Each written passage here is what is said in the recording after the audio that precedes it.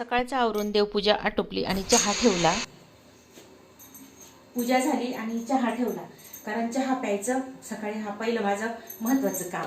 तर म्हटलं चहा ठेवून देऊ. आणि हे बघा, आज ना रस करायचा विचार चालू आहे. जर हे आंबे व्यवस्थित निघाले तर. माझ्या पुतण्याने ना हे आणून दिलेले आहेत. तो म्हटला एकादशी सोडायला उपवासाला ना रस करा म्हणे. पण मग खैरनार सर म्हणता पाऊस पडलेला आहे, आंबा खावा की नाही खावा हा विचार करून जरा बघेल मी हा रस कसा होईल, चिरून बघेल आंबे व्यवस्थित आहेत की नाही, त्यानुसार आजचा स्वयंपाक होणार आहे. तर पहिले म्हटलं चहा घेऊन घेऊ.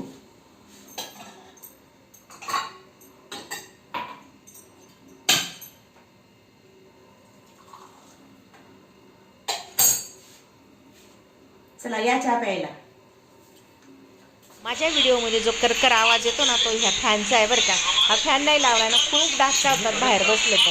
आणि खरं सर मोबाईलमध्ये आता दंग होते. या मंडळी चहा प्यायला. मला एवढी काय झाली होती, मी पटकन चहा प्यायला लागली. त्यांना बरोबर लक्षात राहतं. चहा झाला, लगेच घरात आली आणि आंबे धुवून घेतले.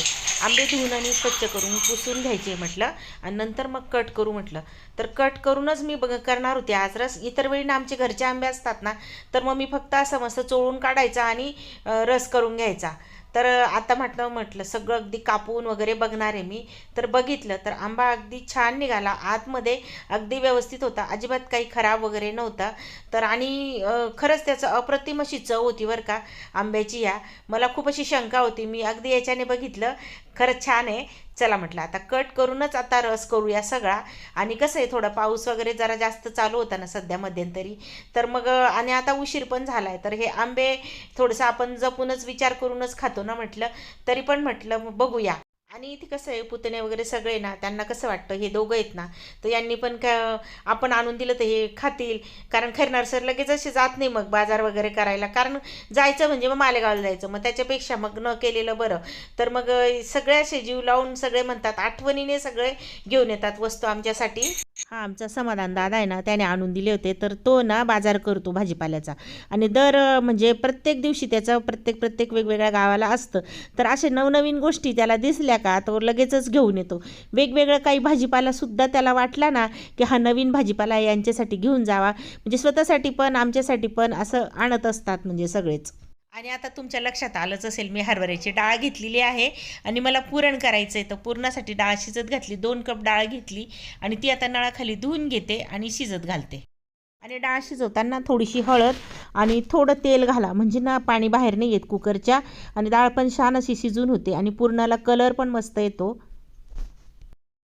डाळीचा कुकर लावून घेतला आणि कणिक मळायला घेतली, कारण ना पुरण शिजून होईस तर कणिक तयार झाली पाहिजे. मी तुम्हाला पहिलेच म्हटले की आंबे जर चांगले निघाले तर आजचा स्वयंपाक वेगळा होणार होता. तर मग मला छान वाटला रस, तर म्हटलं चला आता पुरणपोळीच करूया.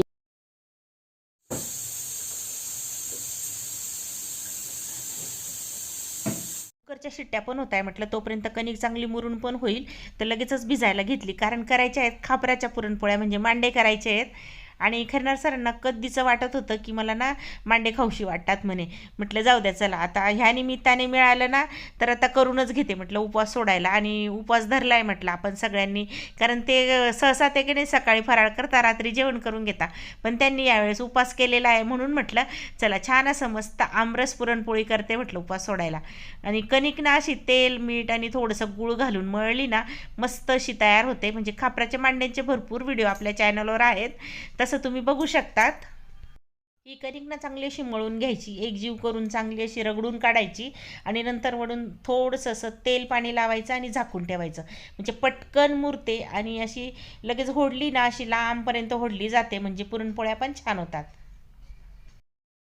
डाळीचा कुकर दुसऱ्या गॅसवर ठेवला आणि लगेचच बाहेर ना कांदा वगैरे मी सगळं असं बाहेरच चिरते, लसूण वगैरे निवडते ना, तिकडे डाळीचं पीठ पण म्हणजे भज्यांचं पीठ पण भिजवून घेतलं आणि तळायला घेतलं. तळण करून घेऊ म्हटलं, कारण कुकर पण गार व्हायचा बाकी होता. निखिल दादा सकाळीच गेला, कारण त्याला ना कामं होते नाशिकला, तर त्याच्यामुळे त्याने फक्त नाश्ता वगैरे केला आणि तो गेला. आणि हे आंबे वगैरे असले होते, मग त्याला म्हटलं का रे थांब म्हटलं जेवायला, तर मग तो म्हणे नाही मम्मी महत्त्वाचे कामं आहेत, तर मग मी तिकडे खाऊन घेईल म्हणे काहीतरी. मग मी त्याला काय केलं, 2-3 पोळ्या केल्या, भाजी करून दिली आणि नाश्ता पण करून दिला त्याच्यासाठी. म्हणजे त्याने नाश्ता करून घेतला आणि डबा सोबत घेऊन गेला. आणि नंतर मग मी पण जरा तुम्हाला म्हटलीस की आंबे चांगले निघाले तर करूया असं म्हणून, मग आज जरा मूड पण लागला आंबे चांगले निघाले म्हणून. पण तरी पण मनाला असं रुखरुख वाटतं की आलेला होता आणि गेला, राहिला असता तर कसं सोबत सगळेजण जेवतो. पण खरं सांगायचं ना, निखिलला, दिदीताईला एवढी पुरणपोळी आवडत नाही. नैनिशाला खूप पुरणपोळी आवडते आणि गुरुलाही खूप आवडते बरं का. आणि तसं माझ्या सगळ्या नातवांना, नातीला म्हणजे आमच्या आर्या दिदीला पण खूप आवडते. पण मग कसं आहे, आम्ही जर तिघं राहिलो असतो ना आज, म्हणजे निखिल जर राहिला असता ना, तर पुरणपोळी केलीच नसती मी, कारण तो नाही खात. मग त्याच्या आवडीचंच तो म्हटला असता की पोळ्या कर साध्या किंवा पुऱ्या कर तळून. मग असं जसं म्हणतील मुलं तसं कधी कधी होत असतं. चांगली शिजली, ती काढून घेतली, येळून घेतली चाळणीमध्ये आणि भात लगेच त्याच कुकरमध्ये लावून दिला. आणि आता आमटीची मी फोडणी देते, म्हणजे रशीची, कटाची आमटी म्हणतात, तर आम्ही याले मात्र रशी म्हणतच बरं का. तर रशी भात भाऊ मजा ना लागस, पुरणपोळी, रशी भात, आंबान रस, रस नसना तर खीर, असं भारी मस्त जेवण वस. तर चला जाऊ द्या, मस्त आमटीला छान अशी फोडणी दिलेली आहे, छान मसाला तळून झालेला आहे, मस्त झणझणीत असा सुवास सगळ्या घरभर दळवळतो आहे. आणि आता हे पाणी टाकून घेते आणि लागेल तर पाणी टाकेल, कारण काय 2 जणांचा स्वयंपाक आणि ठरणार पुरणपोळीचं जेवण जरी केलेलं असलं आणि रात्री जर काही उरलं तर ते खात नाही, म्हणजे सकाळचं. पण मग त्यामुळे मी कसं थोडंसंच करणार आहे म्हटलं. आता गोळे तयार करून ठेवते. आमच्याकडे लोळे म्हणतात आणि त्याला पाष्टाने म्हणतात, म्हणजे ना चांगले मुरतील. मग लोळे करून ठेवले का कापडामध्ये ठेवायचे, सुती कापडामध्ये ओल्या, आणि छान असे तयार होतात. आता हे बघा, मस्त असे ठोकून ठोकून केले ना, पुरणपोळी अजिबात फाटत नाही.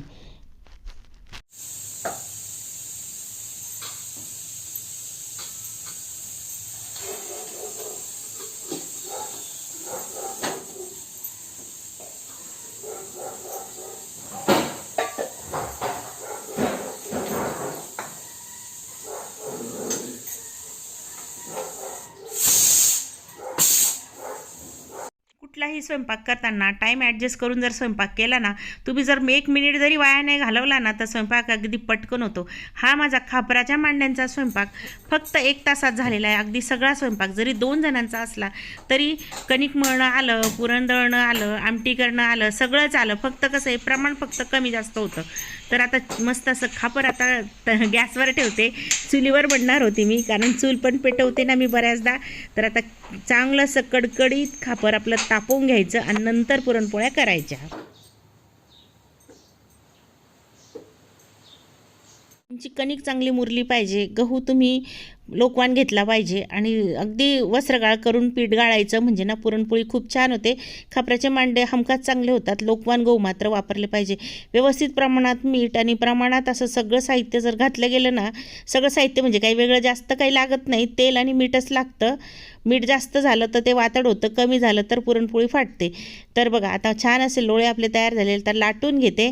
आणि मी काय आता म्हणजे ना गोल गोल गोल गोल फिरवून करण्याच्या भानगडीत नाही पडते, म्हटलं लाटूनच घेऊया. आणि लाटून घेतलं की मग छान असा पातळ पण होईल. म्हटलं प्रत्येक चाळं, आमच्याकडे चाळं म्हणतात, तुम्ही काय म्हणाल, पाळं म्हणतात, कोणी काय म्हणतं. तर चला, आता हे दोघं तयार झालेले आहे. आता याच्यामध्ये पुरण भरून घेते. वरचे जे पातळ असतं ना, म्हणजे वरची जी पोळी आपण लाटलेली असते ना, ती व्यवस्थित अशी ठेवायची, काठोकाठ दाबायचं आणि असं दोघं हातामध्ये घेऊन सगळीकडे पुरण पसरलं जाईल असं हलक्या हाताने असं झेलत झेलत त्याला हे करायचं. आणि नंतर थोडंसं पीठ लावायचं, म्हणजे तुम्हाला जेवढं असं पीठ लागत असेल त्या पद्धतीने पोळपाटाला पीठ लावायचं आणि लाटून घ्यायचं. काठाने लाटायची छान अशी, म्हणजे काठ अगदी बारीक केले ना तर पुरणपोळी मधल्या बाजूला अगदी व्यवस्थित राहते. सुरुवातीला काठ मात्र बारीक करायचे, नाही तर काय होतं, काठ जाड राहून जातं आणि पुरणपोळी मधल्यामध्ये बारीक पडून जाते. तर अशा पद्धतीने पूर्ण मी ताटाला एक कपडा बांधलेला आहे, तर तेवढा ताटभर मी लाटून घेतली आणि नंतर हातावर घेतलेली आहे. हातावर घेताना 2 बोटामध्ये घ्यायची आणि मनगटावर टाकून आणि पटकन अशी दुसऱ्या हातावर टाकायची. तिला एकदम मस्त 1 नंबर अशी मोठी अशी खापराची आपली पुरणपोळी होते आणि काठोकाठ असं पुरण भरलं जातं. खापरावर टाकल्यावर पोळी छान अशी वर थोडी थोडी फुगून येते आणि वरचा बाजू थोडीशी अशी शिजल्यासारखी दिसते. तेल वगैरे लावायचं, नंतर पलटून घ्यायची आणि पलटल्यानंतर बघू शकता खापराची पुरणपोळी आपली पूर्ण काठोकाठ पुरण आल्यासारखी झालेली आहे की नाही. काठापर्यंत अगदी छान असं पुरण आलेलं आहे. अशा पद्धतीने जर केल्यानं अगदी व्यवस्थित होतात.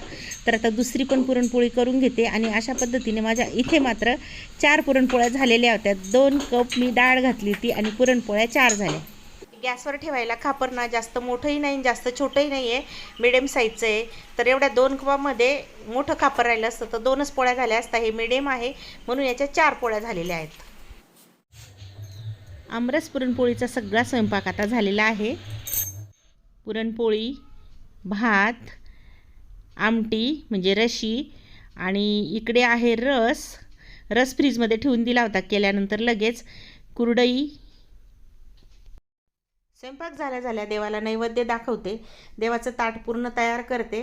मग कुरडई, पापड, भजी काय जे म्हणजे मी पापड आज तळले नाही आहे, फक्त कुरड्या तळलेल्या आहेत. सर्व वाढून घेते आणि देवाला नैवेद्य देते.